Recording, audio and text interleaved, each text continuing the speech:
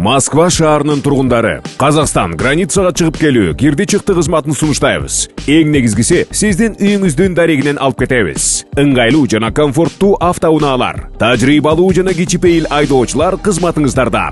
Эч кандай пересадкасы жок. Границага чейин барабыз жана границадан өтүүгө жардам көрсөтөбүз. Регистрацияңыз просроченный болуп, же базадан чыкпай жатса, жана кандайдыр бир штрафтарыңыз болсо, кабатырланбаңыз. Бизге чалыңыз. Туура маалымат беребиз. Чорный списоктон текшерип, анан жолго чыгабыз. Толук маалымат жана WhatsApp +7 925 017 16 16 +7 929 654 45 64. Өзбекстандагы төрөт үйлөрдүн биринде сойкулкана уюштурулганы аныкталды. Коңшу Өзбекстандын Бухара облустунун райондук медициналык бирикмесинин төрөт бөлүмүндө интимдик жолугушууну уюштуруу үчүн сойкулкана иштегени аныкталды. Бул тууралуу өзбекстандык басылмалар жазышты. Маалыматка ылайык 27 февраль күнү кечинде Бухара облусунун Шафиркан районунда укук коргоо кызматкерлери атайын операция жүргүзүп, анын жүрүшүндө сутенерду кармашкан. Ал райондук медициналык бирикменин төрөт бөлүмүнүн 40 жаштагы кызматкери болуп чыкты. Сутенер кардардан 200 000 сом алып жаткан жеринен кармалган. Ал ага түздөн-түз төрөт бөлүмүнүн аймагында интимдик жолугушууга шарт түзүп берүүнү убада кылган. Бул факт боюнча кылмыш иши козголду. Кармалгандар 3 жылга чейинки мөөнөткө эркиндигинен ажыратылат. Эске салсак, былтыр жайында Рамитан районунда жергиликтүү медициналык борбордун 58 жаштагы кызматкери түз эле иштеген жерине сойкулкана ачкан. Ал каалаган адамга мамлекеттик мекемедеги бөлмөнү жөнөкөй акыга ижарага берген. Булак суперкежи. Путин кайсы өлкө Орусиянын эң ишенимдүү өнөктөшү экенин айтты. Сербтер Россия Федерациясынын кылымдар бою ишенимдүү союздаштары болуп келген. Москва муну билет, эстейт жана баалайт. Бул тууралуу Россиянын президенти Владимир Путин 6 мартта бүткүл дүйнөлүк жаштар фестивалынын катышуучулары менен сүйлөшүү учурунда билдирди. Орусия менен Сербиянын мамилеси өзгөчө мүнөзгө ээ. Алардын тарыхый тамыры терең. Мен бул тууралуу дайыма өзгөчө жылуу сезим менен айтып келем. Анткени кылымдар бою сербтер Орусиянын эң ишенимдүү союздаштары болуп келген. Биз муну билебиз, эстейбиз жана баалайбыз, деди Путин. Маалымат үчүн айта кетсек, Сербиянын президенти Александр Вучич РТС телеканалына берген маегинде Сербиянын Орусия алдында эч кандай милдеттенмеси жок экенин, бирок өлкөнүн турмуштук кызыкчылыктарына коркунуч жаралмайынча Сербия эч кимге санкция салбай турганын билдирген. Белгилей кетсек, февраль айынын аягында Россиянын улуттук коммуникацияларды өнүктүрүү илими институту 2023 жылы Орусияга дос мамлекеттердин рейтингин жарыялаган.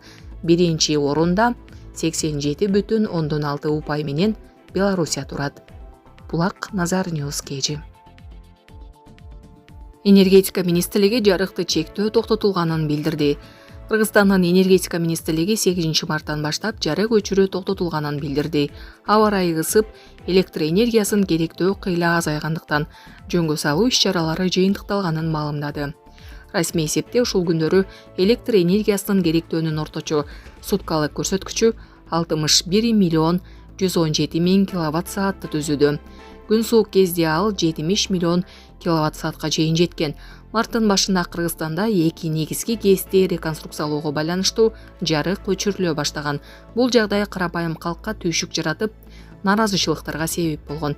Расмий маалыматтарга ылайык, токтогул суу сактагычында учурда 7,5 миллиард метр кубтан бир аз ашуун суу бар. Адистер суунун көлөмү 6,5 миллиард метр кубка түшкөндө ГЭСтин иши токтой турганын эскерткен. Булак Азаттык. Мурманск соту Навальныйдын сүрөтүн экстремисттик символикага теңеди. Абакта каза тапкан орус оппозиционери Алексей Навальныйдын сүрөтүн жана астына гүлдөрдү дарага илип койгон активист Марина Виктория Нагорныйда тыюу салынган символдорду демонстрациялоо беренеси менен айып тагылып, 7 суткага камалды. ОВД-инфо маалымдагандай, Нагорных жалгыз акцияга чыгып, митингге катышуу эрежелерин бузган үчүн 16 февралда кармалган. Ал Алексей Навальный өлтүрүлдү. Анын каны Вованын колунда деген жазууну кармап турган. 7 күндөн кийин бошотулганы менен кайра кармалып, экстремисттик символиканы демонстрациялоого айыпталууда. Мурманскинин Октябрь райондук соту бул жазууда экстремисттик деп табылган уюмдун жетекчисине таандык маалыматтар бар экенин айтты. Алексей Навальный негиздеген коррупция менен күрөш фонду жана анын шайлоо алдындагы штабтары Орусияда экстремисттик жана террористтик уюмдардын реестрине киргизилген. Алардын символикаларын демонстрациялоого тыюу салынган. Бирок Навальныйдын өзүнүн сүрөтүн экстремисттик деп эсептөө жөнүндө мыйзамда айтылбайт. Навальный каза тапканы 16 февралда белгилүү болгон. Орусиянын федералдык жаза аткаруу кызматы ал сейилдеп келгенден кийин өзүн начар сезип, дароо эсин жоготконун маалымдаган. Сөөгү энеси Людмила Навальнаяга 24 февралда гана берилген. Ал тергөөчүлөр Навальныйдын тажыясына жашыруун өткөрүүнү, болбосо абактын аймагына көмүшөрүн айтып, ультиматум коюшканын билдирген. 47 жаштагы Навальный камакта 2021 жылдын январь айынан бери отурган. Былтыр августта ал экстремисттик ишмердүүлүк менен алектенген уюмду негиздөө жана каржылоо деген кине менен 19 жылга эркинен ажыратылган.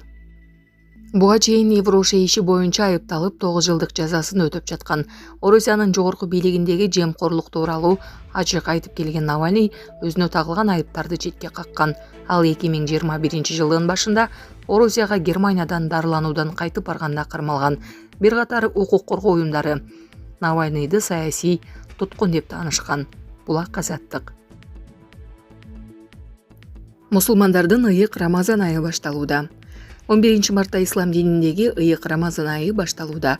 Кыргызстан мусулмандар дин башкармалыгынын басма сөз кызматы 10 мартта өлкө аймагындагы бардык мечиттерде таравих намазы окулуп, дүйшөмбүдөн орозо кармаларын билдирген.